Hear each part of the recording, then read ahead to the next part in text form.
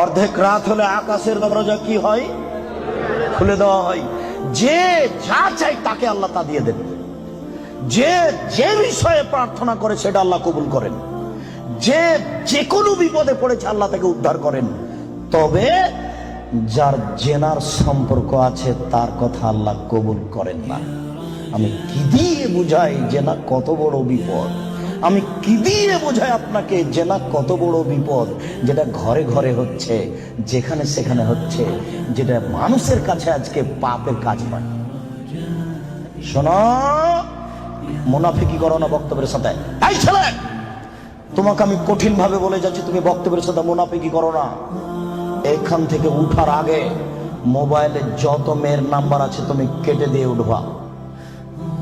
জিন্দেগিতে কোনোদিন কোনো মেয়ের সাথে গল্প করো না। তোমার সাথে এ অংশে আমার জরুরি কথা আছে, তুমি একটু ধৈর্য ধারণ করো, একটু সামান্য একটু থামো। তোমার সাথে আমার আরো জরুরি কয়েকটি কথা আছে। মুহাম্মদ সাল্লাল্লাহু আলাইহি সাল্লাম বলেন, আমি রাতে ঘুমিয়েছিলাম, জিবরাইল আমার ডান হাত ধরলেন, মিকাইল আমার বাম হাত ধরলেন, ধরে আমাকে নিয়ে চলে যাচ্ছেন। যেতে যেতে দেখি অনেক মানুষ আসাদু সাইনতে খাপান, ফুলে ফেঁপে বিশাল বিশাল আকৃতি ধারণ করে আছে। 50 হাত 100 হাত উঁচু উঁচু হয়ে আছে। ওয়ান্তানাহু রিহান, দুর্গন্ধে টিকা যায় না, এত গন্ধ। কান্নাহুল মারাহিজ, মনে হচ্ছে যেন তারা গ্রামের টয়লেট, মনে হচ্ছে যেন তারা গণশৌচাগার, মনে হচ্ছে যেন তারা গ্রামের টয়লেট, মনে হচ্ছে যেন তারা গ্রামের শৌচাগার। যেই শৌচাগার টয়লেট পরিষ্কার করা হয় না, গণশৌচাগার, গন্ধে টিকা যায় না, বিশাল বিশাল রূপ ধারণ করে আছে। আমি বললাম, জিবরাইল মানা হলাই, কি এরা কে? জিবরাইল, এরা কারা? ছি ছি ছি ছি, এরা কারা? এতক্ষণে গন্ধ, এতক্ষণে ফুলে আছে।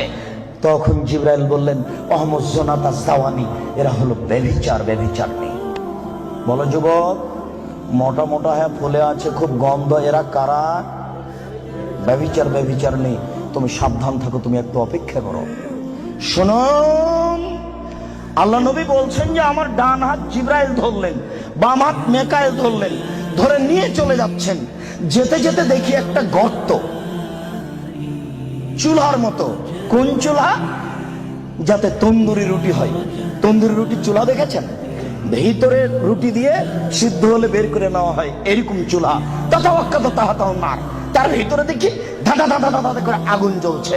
ভাইজা ইরতাফাও ইরতাফাও, আগুন যখন জোরে জ্বলে উঠছে তখন ওর ভিতরে যা কিছু আছে সব উপরে চলে যাচ্ছে। ভাইজা খামেরাত রাজাউ ফিহা, আর যখন আগুনটা কমে আসছে তখন সব নিচের দিকে চলে যাচ্ছে। ফিহারে জালুন অনিসাউন ওরাতন, তাতে দেখি পুরুষ এবং নারী জমা ধরে আছে উলঙ্গ অবস্থায়, পরনে কাপড় নেই কারো, এভাবে জমা ধরে আছে উলঙ্গ অবস্থায়। আগুন যখন জোরে জ্বলে উঠছে দাদা দাদা দাদা করে উপরে চলে যাচ্ছে, আবার যখন আগুন কমে যাচ্ছে তখন নিচের দিকে চলে যাচ্ছে। আর উপরে উঠলে মনে হচ্ছে যেন বের হয়ে পড়ে যাবে। দেখে সেখানে পুরুষ এবং নারী উলঙ্গ অবস্থায় জ্বলছে। আমি বললাম, জিবরাইল মানাউলা, এরা কারা? তখন জিবরাইল বললেন, অহমদ জনা, তারা হলো ব্যভিচার, ব্যভিচারনি। আল্লাহ নবী বলেছেন, যেসব মহিলারা জেনায় লিপ্ত হবে ওদের লজ্জা স্থানের গন্ধে জাহান্নামীরা জাহান্নামে টিকতে পারবে না। যেসব মহিলারা জেনায় লিপ্ত হবে ওদের লজ্জা স্থানের গন্ধে জাহান্নামীরা জাহান্নামে টিকতে পারবে না। যেসব মহিলারা জেনায় লিপ্ত হবে ওদের লজ্জা স্থানের গন্ধে জাহান্নামীরা জাহান্নামে টিকতে পারবে না। মুহাম্মদ সাল্লাল্লাহু আলাইহি সাল্লাম বলেছেন। শুনুন সম্মানিত দিনী ভাই, আবু হুরায়রা রাদিয়াল্লাহু তাআলা আনহু বলেন, রাসূল সাল্লাল্লাহু আলাইহি সাল্লাম বলেছেন, আল বিকরু বিল বিকরি জিলদু ওয়া তাগরিবু সানা। অবিবাহিত ছেলে মেয়ে যদি জিনায় লিপ্ত হয় তাহলে তাকে 100 লাঠি পিটিয়ে এলাকা থেকে 1 বছরের জন্য তাড়িয়ে দিতে হবে।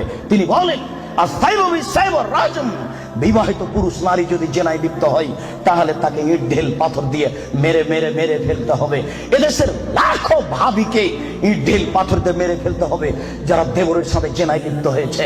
এদেশের লাখো দুলাভাইকে ইট ঢেল পাথর দিয়ে মেরে ফেলতে হবে যারা সেলিকার সাথে জেনায় লিপ্ত হয়েছে। এদেশের লাখো পুরুষকে ইট ঢেল পাথর দিয়ে মেরে ফেলতে হবে যাদের স্ত্রী থাকার পরেও অন্য নারীর সাথে জেনায় লিপ্ত হয়েছে। এদেশের লাখো নারী বেহায়া, বেশরমা, লজ্জাহীনা নারী যারা স্বামী বাড়িতে থাকার পরেও অন্য পুরুষের সামনে নিজের পরনের কাপড় খুলে উলঙ্গ অবস্থায় জেনায় লিপ্ত হয়। শুনুন, এদের ইট ঢেল পাথর দিয়ে মেরে মেরে মেরে ফেলতে হবে, এদের বাঁচার কোনো পথ নেই। রাসূল সাল্লাল্লাহু আলাইহি সাল্লাম বলেন, 3 শ্রেণীর মানুষকে হত্যা করতে হয়, তবে 2 শ্রেণীর মানুষের বাঁচার পথ আছে। মনে রাখুন, 3 শ্রেণীর মুসলমানকে হত্যা করতে হয়, 2 শ্রেণীর মানুষের বাঁচার পথ আছে, 1 শ্রেণীর মানুষের বাঁচার পথ নেই। এক, কেউ যদি বলে আমি কোরআন মানি না, তাহলে তাকে হত্যা করতে হবে।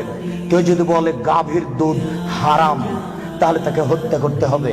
কেউ যদি বলে মদ হালাল, তাহলে তাকে হত্যা করতে হবে। সরকারের পক্ষ থেকে গলায় ফাঁস দেওয়া হয়েছে, ফাঁস টান টান। তখন বলছে বলেছে আমার ভুল হয়েছে, আমি কথা ফিরিয়ে নিলাম, তাহলে তাকে আর ফাঁসি দিতে হবে না, নামিয়ে নিতে হবে, বেঁচে গেল। পাপ করেছিল হত্যার যোগ্য। আমি বুঝাতে পারলাম না মনে হয়।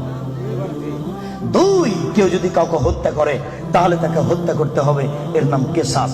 এই ছেলে, তোমার দাদার বয়স 90 বছর, তাহাজ্জুদ পড়ে ফজরের টাইমে বের হচ্ছিল, মসজিদে নামাজ পড়তে যাবে।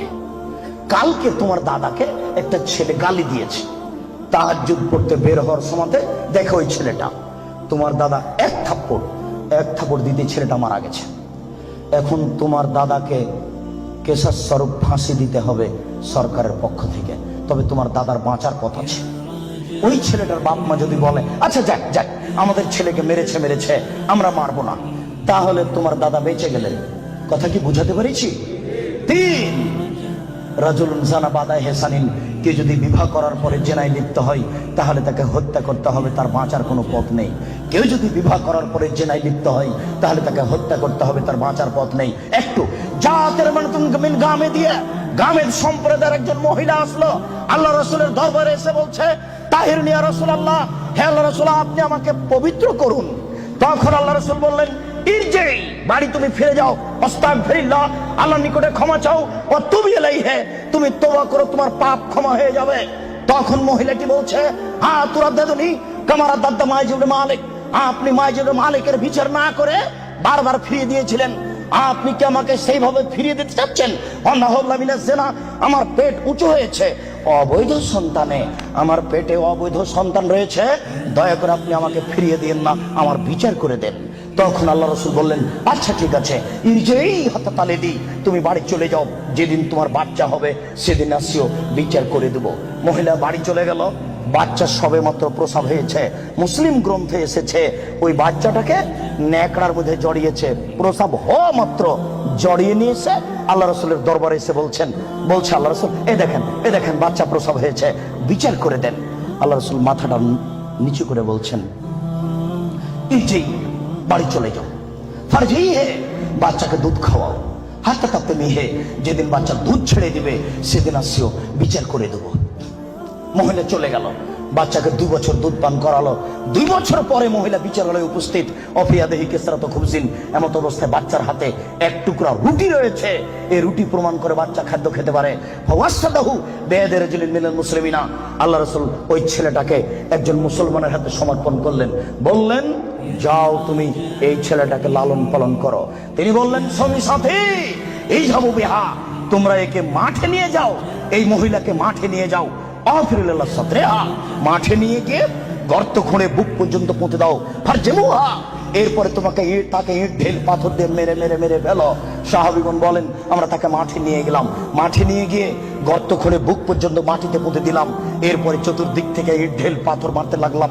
খালিদ বিন ওয়ালিদ বলেন, একটা পাথর আমি নিয়ে তার মুখের উপরে মারলাম, ফাতানা জাহাদাম আলা ওয়াজহি খালিদ, পাথরটা মুখে লেগে মুখ ফেটে রক্ত ছিটে খালিদের গায়ে লাগলো। খালিদ গালি দিয়ে বলছিলেন, ছি ছি, একজন জেনাকারিনী মহিলার গায়ের রক্ত আমার গায়ে লাগলো, এরকম কিছু হবে? আল্লাহ রাসূল বললেন, মালে রে খালিদ তুমি গালি দিও না, লাগা তাওবা তাওবাতান লাউ তাওবা সায়মাকসিন লা গফিরা লাহু। এই মহিলা আল্লাহর দরবারে এত ক্ষমা ভিক্ষা চেয়েছে, এই মহিলা আল্লাহর দরবারে এত কান্নাকাটি করেছে, পৃথিবীর বড় থেকে বড় পাপী যদি এইভাবে কান্নাকাটি করে তাহলে তার পাপ ক্ষমা হয়ে যাবে। খালিদ তুমি একে গালি দিও না, দুঃখিত, আপনাকে আমি কি দিয়ে বুঝাই? পৃথিবীর সবচেয়ে বড় পাওয়ারফুল মানুষ হচ্ছেন মুহাম্মদ সাল্লাল্লাহু আলাইহি সাল্লাম। পৃথিবীর ইতিহাসে এত বড় পাওয়ারফুল মানুষ কেউ জন্ম নেয়নি, কিয়ামত পর্যন্ত কেউ নিবে না। জান্নাতের গেটে বড় অক্ষরে লেখা আছে, সর্বপ্রথমে যিনি জান্নাতে প্রবেশ করবেন তিনি হলেন মুহাম্মদ সাল্লাল্লাহু আলাইহি সাল্লাম। জান্নাতের ভিতরে একটা ঘর আছে, সেই ঘরের ভিতর দিকে একজন ফেরেশতাকে দাঁড় করে রাখা হয়েছে, এখনো উপস্থিত। তাকে বলা হয়েছে, কেউ যদি বাহির থেকে এসে ঠক ঠক করে শব্দ দেয়, কে যদি বাহির থেকে বলে মুহাম্মদ, তাহলে এই দরজা খুলে দিও। এই ঘর মুহাম্মদ ছাড়া কারোর জন্য খোলা হবে না। আপনাকে আমি কি দিয়ে বুঝাই মুহাম্মদ সাল্লাল্লাহু আলাইহি সাল্লাম কত বড় পাওয়ারফুল মানুষ। বিচারের মাঠে ইব্রাহিম আলাইহিস সালাম বলবেন, কাদ গাজিবা আলাইয়া রাব্বি, আমার প্রতিপালক আমার উপরে রাগ করেছেন। মা গাজিবা মিন কাবলা বাদ, আমার প্রতিপালক এইরকম রাগ পূর্বেও কোনোদিন করেননি, ভবিষ্যতেও কোনোদিন করবেন না। নাফসি নাফসি, আমার যে কি হয় তা আমি নিজেই বুঝি না। এইভাবে চিল্লাচিল্লি করবেন ইব্রাহিম আলাইহিস সালাম। আপনার হুজুরের কি হবে, পীর সাহেবের, আপনাকে আমি কি দিয়ে বুঝাই? শুনুন, ওই সময়তে মুহাম্মদ সাল্লাল্লাহু আলাইহি সাল্লাম সিজদায় পড়বেন, তখন আল্লাহ বলবেন, এই ফারাসাক সালতুতা পাসফাতু সাফা, মুহাম্মদ মাথা উঠান, বলেন, যা বলবেন তাই মেনে নিব, যেই কথা বলবেন আমি সে কথাই গ্রহণ করব।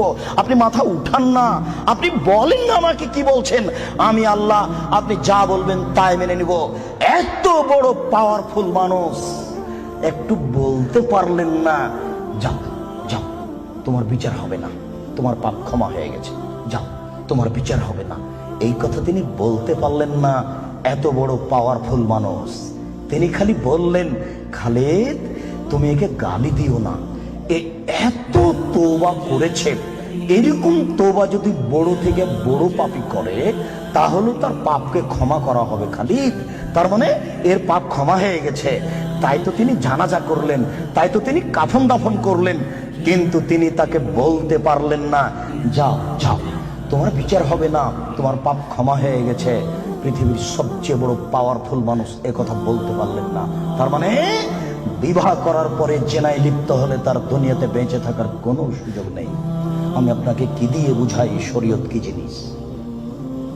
বিবাহ করার পরে জেনায় লিপ্ত হলে তার বেঁচে থাকার কোনো সুযোগ নেই।